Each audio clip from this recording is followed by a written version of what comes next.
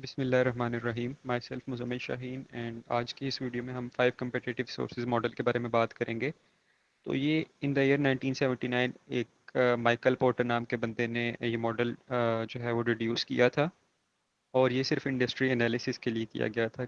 और इसके अंदर क्या चीज़ है कि ये एक कम्पिटिटिव एनालिसिस फ्रेमवर्क है किसी भी इंडस्ट्री या कंपनी की प्रॉफिटेबिलिटी को जो है वो समझने के लिए कि उसकी कितनी प्रॉफिटेबिलिटी होगी उस इंडस्ट्री की। और बेसिकली इसमें हम बात करेंगे दो चीज़ों की, एक होते हैं हमारे पास कंपेटिटिव फोर्सेस और दूसरे होते हैं हमारे पास प्रॉफिटेबिलिटी। अगर हमारे पास कंपेटिटिव फोर्सेस जो हैं वो ज़्यादा हैं तो हमारे पास प्रॉफिटेबिलिटी डिक्रीज़ हो जाएगी, और अगर वो हमारे पास कंपेटिटिव फोर्सेस कम हैं तो प्रॉफिटेबिलिटी इंक्रीज़ हो जाएगी। देन फिर हम बात करते हैं कि कॉस्ट वर्सेस प्रॉफिट मार्जिन क्या होता है। कॉस्ट हमारे पास किसी भी प्रोडक्ट की मैन्युफैक्चरिंग की जो कॉस्ट होती है वो, या फिर उस प्रोडक्ट को एडवर्टाइज करने के लिए जो उसकी एडवर्टीजमेंट कॉस्ट होती है वो इसमें आ जाती है। अब जब ये कॉस्ट बढ़ेगी, इंक्रीज होगी, तो हमारे पास प्रॉफिट मार्जिन कम हो जाएगा। और अगर ये कॉस्ट, अगर कोई मास प्रोडक्शन हो रही है, ठीक है, बल्क स्केल पे, और उसकी कॉस्ट हमारे पास कम है, ठीक है, तो क्या होगा, हमारे पास प्रॉफिट इंक्रीज हो जाएगा। ये एक दूसरे के इन्वर्सली प्रोपोर्शनल है। नो मूविंग ऑन, जो हमारे पास पहली फोर्स है वो है थ्रेट ऑफ सब्सटीट्यूट्स। अब सब्सटीट्यूट्स क्या होते हैं, वो हमारे पास अल्टरनेटिव्स होते हैं, वो हमारे पास मुतबादिल होते हैं। और इसमें क्या हो जाएगा कि अगर हमारे पास एक इंडस्ट्री है, फॉर एग्जांपल हमारे पास फिजी ड्रिंक्स की इंडस्ट्री है, ठीक है, तो उसमें क्या है, अब हमारे पास मुख्तलिफ ब्रांड्स हैं, कोको कोला है, पेप्सी है, फेंटा है, एट्सेट्रा एट्सेट्रा। सही है, तो उसमें हमारे पास सब्सटीट्यूट्स बहुत ज़्यादा हैं, और सब्सटीट्यूट ज़्यादा होने की वजह से क्या हो रहा है कि हमारे पास उसकी प्रॉफिटेबिलिटी कम हो गई है। मतलब एक अगर चीज़ नहीं, एक अगर फिजी ड्रिंक की प्राइस ज़्यादा कर दी है और उसी क्वालिटी में एक फिजी ड्रिंक है जो कि लो प्राइस में अवेलेबल है, तो लोग लो प्राइस वाले की तरफ जाएंगे, तो प्रॉफिटेबिलिटी जो होगी वो इस इंडस्ट्री की वो डिक्रीज हो जाएगी। अगर इसी तरह हम बात करें इसके इन्वर्स केस की, कि जिस तरह फार्मास्यूटिकल इंडस्ट्री है हमारे पास, उसमें लिमिटेड सब्सटीट्यूट्स हैं, जिस तरह कोई न्यूरो की मेडिसिन है तो उसका मुश्किल है कि कोई सब्सटीट्यूट हो, एक दो होंगे, इससे ज़्यादा नहीं हो सकते। तो उसमें क्या हो जाएगा कि हमारे पास सब्सटीट्यूट्स जो हैं वो कम होंगे, तो प्रॉफिटेबिलिटी इंक्रीज हो जाएगी। Next we have threats of new entrants. और न्यू इंट्रेंट्स क्या होते हैं, वो हमारे पास न्यू राइवल्स होते हैं या न्यू कंपेटिटर्स होते हैं, और वो कह रहे हैं कि जो है हमारी प्रोडक्ट उस इंडस्ट्री में हमें लॉन्च करनी चाहिए जहां पर एंट्री बैरियर्स जो होते हैं वो इजीली क्रॉस ना हो सकें। अब एंट्री बैरियर्स क्या होते हैं, एंट्री बैरियर्स हमारे पास वो बैरियर्स हैं जिसको क्रॉस किए बगैर कोई बंदा मार्केट में इंटर नहीं हो सकता, इंडस्ट्री में इंटर नहीं हो सकता। सो इसके हमारे पास 6 जो है वो बैरियर्स हैं, barrier to entries. Number 1 is the economies of scale. अब इकोनॉमीज ऑफ स्केल हमारे पास क्या है, produces large amount of products, मतलब मास प्रोडक्शन हो रही हो हमारे पास अगर लेस प्राइस में। इसकी एग्जांपल है सुपरमार्केट, जिस तरह उनमें बल्क बाइंग होती है, वो एक जो है सप्लायर से जो है वो चीज़ें खरीदते हैं बल्क में। तो अगर हमारे पास मिल्क पैक्स की बात करें इसमें, अब एक जगह 100 कर्टन्स हैं, सही है, और एक जगह 10,000 कर्टन्स हैं। 10,000 मास जो है ना वो अमाउंट है, तो क्या 100 कर्टन को जो ट्रांसपोर्ट करने की प्राइस होगी वो मैं अज्यूम करता हूँ कि $100 है, सही है। और तो फिर 10,000 कर्टन्स को जो ट्रांसपोर्ट करने की क्या हो जाएगी प्राइस, वो बेशक जो है ना वो क्या कहते हैं $300 एज्यूम कर लें हो जाएगी, लेकिन अब बार बार आप 100 जो है कर्टन्स मंगवाएंगे, उससे वो कम ही होगी।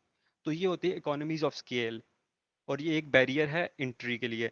फिर सेकंड हम बात करें प्रोडक्ट डिफरेंशिएशन डिफरेंशिएशन की, तो वो हमारे पास क्या कह रहा है कि आपकी प्रोडक्ट यूनिक होनी चाहिए और कस्टमाइजेबल होनी चाहिए।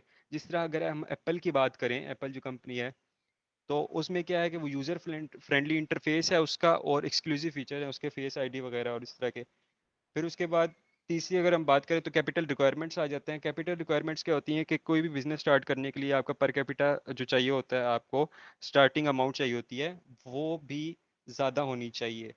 ठीक है, अगर किसी न्यू एंट्रेंट के पास वो अमाउंट ज़्यादा नहीं है तो क्या होगा कि वो बैरियर क्रॉस नहीं कर सकेगा और इंडस्ट्री में इंटर नहीं हो सकेगा। फिर फोर्थ वन हमारे पास आ जाता है cost advantages independent of size. सही है, तो इसमें अब क्या है, हमारे पास तीन चीज़ें आ जाती हैं। इसमें है पहला कि प्रोप्राइटरी जो है स्किल्स, ये क्या होती हैं, ये हेरिडिटरी स्किल्स होती हैं। मतलब एक अगर ऑटो इंश्योरेंस या फिर जो है एक ऑटोमोबाइल की इंडस्ट्री है, वो 20 साल से चल रही है, तो उसके पास एक ज़्यादा जो है ना वो स्किल होगी चीज़ों को डेवलप करने की, मैन्युफैक्चर करने की, कार्स को। फिर दूसरा हमारे पास है एक्सेस टू रॉ मटेरियल्स। अगर आपने कोई भी चीज़ बनानी है स्क्रैच से, तो रॉ मटेरियल्स की एक्सेसिबिलिटी। और फिर डिज़ायरेबल लोकेशन। जिस तरह अगर विंड मिल का काम है, तो उसके लिए फील्ड्स चाहिए होंगे आपको, जहाँ पर आपके पास वो डिज़ायरेबल जियोग्राफिक लोकेशन होगी।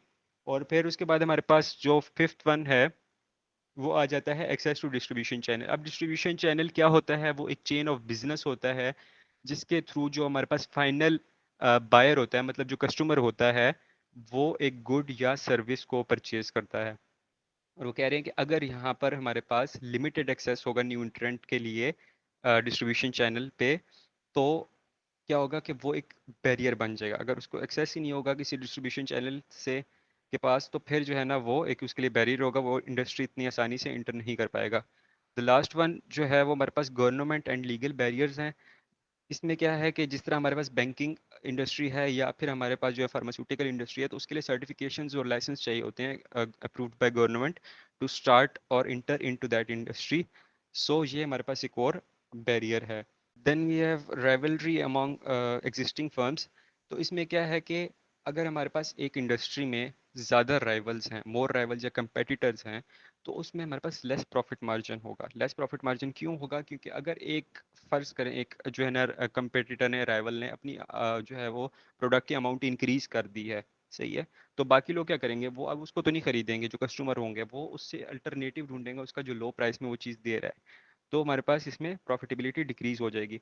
और अगर लेस राइवल्स हैं, जिस तरह फार्मास्यूटिकल इंडस्ट्री की बात कर लें, उसमें लेस राइवल्स हैं, तो क्या होगा कि हमारे पास प्रॉफिट मार्जिन ज़्यादा होगा। अल्टरनेटिव नहीं होगा लोगों के पास, कस्टमर्स के पास। वो उसी प्रोडक्ट को बाय करेंगे, चाहे उसकी क्वालिटी जो है, क्वालिटी मेंटेनेंस तो रहेगी, अगर उसकी जो है ना प्राइस इंक्रीज कर दी जाए, तो वो लोग वही खरीदेंगे। उसमें कस्टमर लॉयल्टी का फैक्टर भी आ जाता है। So the next one is the bargaining power of suppliers. इसमें यह है कि अगर हमारे पास सप्लायर्स कम होंगे किसी भी इंडस्ट्री में, तो फिर जो क्या कहते हैं, बायर होगा, ठीक है, जो बाय कर रहा होगा वो रॉ मटेरियल उनसे या जो है प्रोडक्ट उनसे, तो वो डिपेंडेंट हो जाएगा, वो सप्लायर के ऊपर डिपेंड करेगा।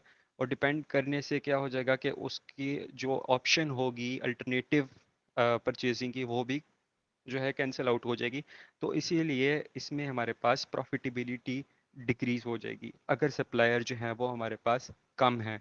और इनवर्स केस में क्या हो जाएगा कि अगर सप्लायर्स बहुत ज़्यादा हैं, तो अगर एक सप्लायर अपने अमाउंट जो है वो बढ़ा देता है किसी भी प्रोडक्ट की या रॉ मटेरियल की, तो बायर के लिए मसला नहीं है, वो किसी और सप्लायर से जो है वो अल्टरनेटिव अप्रोच अख्तियार करके वो चीज़ खरीद लेगा।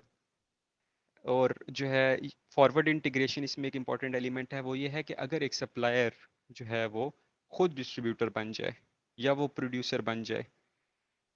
मतलब अगर जो है ना कोई फार्मर है, वो पोटैटोज लगा रहा है अपने जो है फील्ड में, और वो कहता है कि मैं केएफसी को सप्लाई करता हूँ, लेकिन मुझे इतना ज़्यादा प्रॉफिट मार्जिन नहीं मिल रहा, और वो खुद अपनी कोई जो है ना वो चिप्स की दुकान या फिर जो है वो अपना कोई स्टोर इस तरह का खोल ले, तो इसको हम कहते हैं forward integration, one step ahead. Then last one is the bargaining power of buyers. इसमें यह है कि अगर हमारे पास नंबर ऑफ बायर्स कम हैं, तो फिर जो है इंडस्ट्री को अपनी क्वालिटी भी मेंटेन करनी होगी और अपनी जो प्राइसेस हैं वो भी लो रखनी होगी। अगर उन्होंने ऐसा ना किया, तो क्या होगा कि जो हमारे पास बायर्स होंगे, वो किसी दूसरे उसमें जो है ना अल्टरनेटिव अप्रोच इख्तियार करके कोई और प्रोडक्ट खरीद लेंगे। लेकिन इसके उल्टे केस में, अलग केस में, इन्वर्स केस में, अगर नंबर ऑफ बायर्स जो हैं वो बहुत ज़्यादा हैं, एक इंडस्ट्री के, एक ब्रांड के बहुत ज़्यादा बायर्स हैं, तो वो मसला नहीं है, उसमें हमारे पास कस्टमर लॉयल्टी आ जाती है। अगर वो इंडस्ट्री या वो ब्रांड अपना जो है वो प्रोडक्ट का रेट ऊपर कर देता है, बढ़ा देता है, तो people will go for it. And जो कस्टमर होगा वो खरीदेगा, हर हाल में वो चीज़ खरीदेगा, because of the trust and because of the loyalty and because of the quality assurance. और फिर इसमें लास्ट टर्म है backward integration. Backward integration is refer to if buyers become suppliers. कि अगर कस्टमर जो है जो चीज़ खरीद रहा है, या फिर जो है एक जो है क्या कहते हैं, जो रॉ रॉ मटेरियल खरीदता है किसी से, अगर वो खुद सप्लायर बन जाए, ठीक है, वो सप्लाई करे, तो वो हमारे पास बैकवर्ड इंटीग्रेशन होती है, वन स्टेप बैकवर्ड इसको बोलते हैं। तो दैट्स इट, जो है हमारे पास फाइव कम्पिटिटिव सोर्सेज मॉडल यहीं तक था। थैंक यू, अल्लाह हाफिज़।